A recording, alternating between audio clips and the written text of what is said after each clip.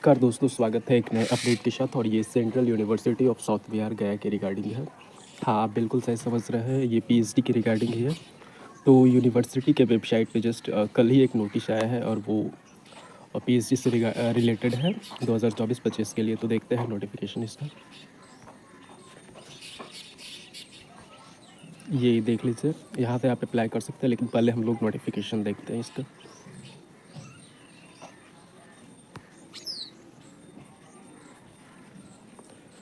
देख रहे हैं दोस्तों, central university of south Bihar क्या कल से मतलब ये फॉर्म का लिंक शुरू हो गया और जो 17 नवंबर तक फॉर्म फिल होगा।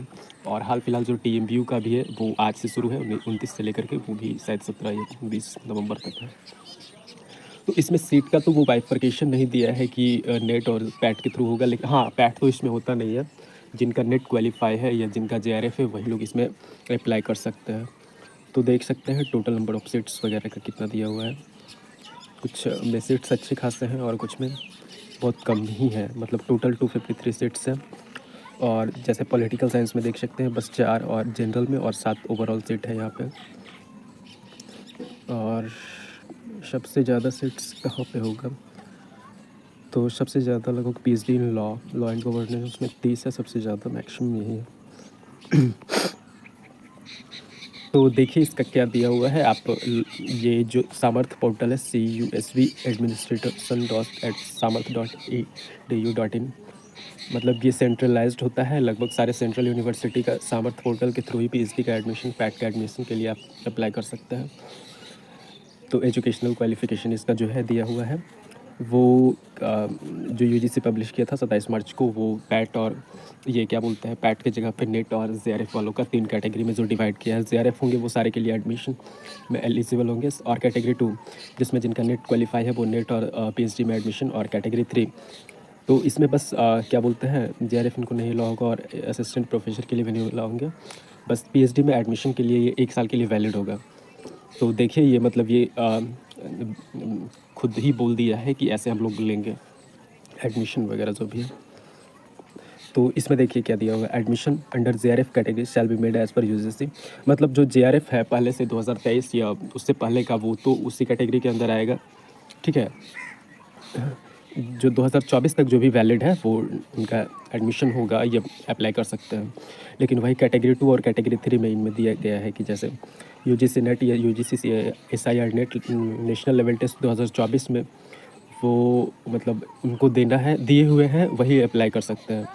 देखिए यहाँ पे एक इम्पॉर्टेंट नोटिस यहाँ पे ये जो दिया हुआ है ना, दो students who have cleared only NET prior to 2024 are not eligible to apply for any of the PhD programmes.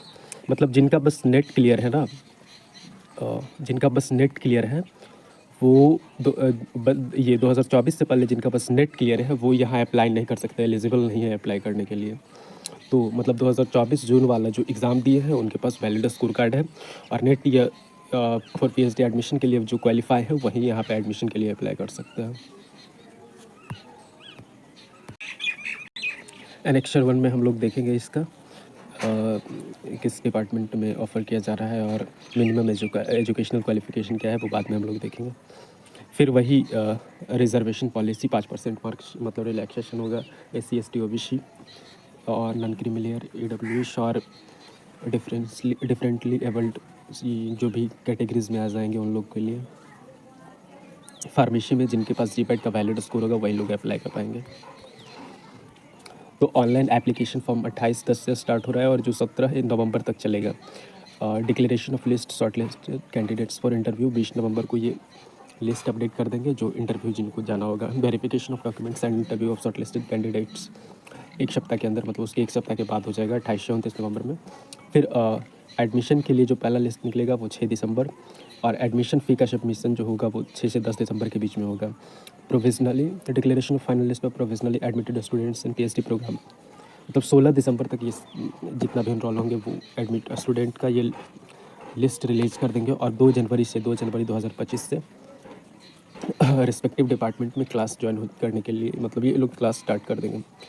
तो देख रहे हैं मतलब ये नवंबर आने वाला, नवंबर दिसंबर, मतलब 2 महीना में ये लोग एडमिशन का प्रोसेस पूरा कर देंगे।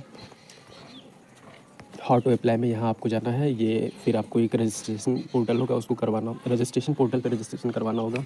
मतलब ये सारा सेंट्रलाइज है, तो आप जित जैसे सेंट्रल यूनिवर्सिटीज़ में फिल करते हैं तो वैसे ही यहाँ भी फिल करना है। फिर फ़ी के बारे में, application fees general AWS OBC का 800 और SC ST PWD 500।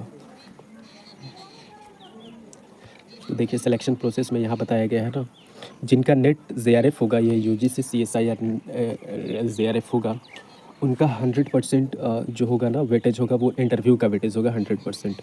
ठीक वैसे ही जिनके पास मतलब एक वैलिड स्कोर है नेट 2024 या CSIR नेट 2024 का, तो उनका 70% वेटेज जो होगा वो स्कोर कार्ड का होगा, मतलब नेट या CSIR का स्कोर कार्ड का, प्लस 30% इंटरव्यू का। हाँ, तो वही उसी के आधार पे मेरिट तैयार होगा। देख लेते हैं आगे दोस्तों और क्या दिया हुआ है। तो हेल्पलाइन नंबर वगैरह दिया हुआ है, आप अगर कुछ एडमिशन रिलेटेड आपको पता करना है तो आप यहाँ से कर सकते हैं। देखते हैं हम इसका, अब एनेक्चर 1 और 2 देख लेते हैं। एनेक्चर 1 में क्या दिया हुआ है वो देख लेते हैं जस्ट अभी। तो ये मतलब एलिजिबिलिटी क्राइटेरिया है और मिनिमम मार्क्स कितना है आपका वो बता रहा है। जैसे लॉ में 55% LLM for unreserved, 55% marks in LLM for unreserved and 50% for reserved category, वैसे ही लगभग सारा पॉलिटिकल साइंस IR में भी सेम ही दिया हुआ है। तो ये तो मतलब सेम वही है जो सारी यूनिवर्सिटीज़ का होता है। एनेक्चर 2 देख लेते हैं इसका।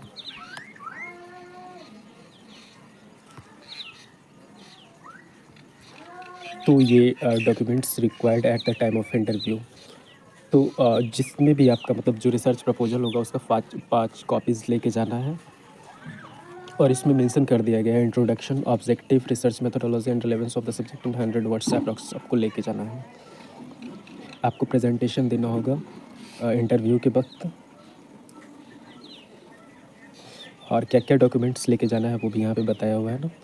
तो एप्लीकेशन फॉर्म का कॉपी लेके जाना है, फिर original marksheet 10th to post graduation, original marksheet, certificates UGC NET C of NET qualified under the testimonials, marksheets या सर्टिफिकेट आपको लेके जाना है नेट का, self attested copy of Aadhaar card, bank account detail of student, character certificate from the institution last attended, passport size 4 photograph. तो मतलब इतना तो कुछ है नहीं, लेकिन यहाँ पे कैरेक्टर सर्टिफिकेट के बारे में बोल रहा है। अभी देखिए जैसे जैसे फॉर्म फिल होगा वो उस वक्त आते आते वो सब हो जाएगा। अभी देखिए क्या होता है। इसका फॉर्म अप्लाई लिंक वाले भी हम लोग देख लेते हैं कैसे करना है। यहाँ देख रहे हैं ना, क्लिक हेयर टू अप्लाई, तो यहाँ से हम लोग अप्लाई के लिए जाएंगे। देखिए आ गया।